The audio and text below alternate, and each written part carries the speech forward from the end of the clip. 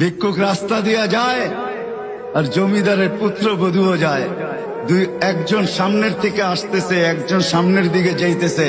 দুইজনের ক্রসিং এর সময় ভিক্ষুকের গায়ের কাদা জমিদারের পুত্রবধূর গায়ে লেগে গেছে।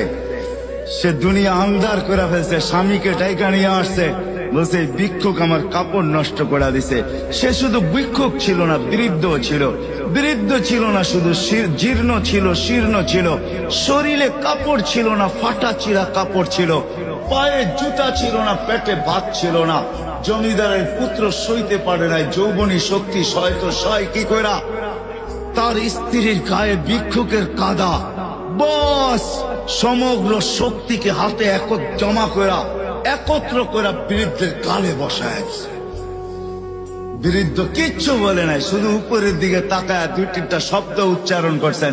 শব্দগুলা হলো ইয়া মাল্লাহ তারা হলো ওয়ুন, ও আল্লাহ চোখে দেখা যায় না। ও তারা কুল্লা শাই, তুই সব দেখিস। ফারা তারা মা বি, তুই কি দেখিস না আমার সাথে কি ঘটতেছে? এটা কি দেখিস না? বলতে দেরি যুবক, মরতে দেরি হয় নাই। জমিদার চলে আসছে, প্রতিশোধ নিবে।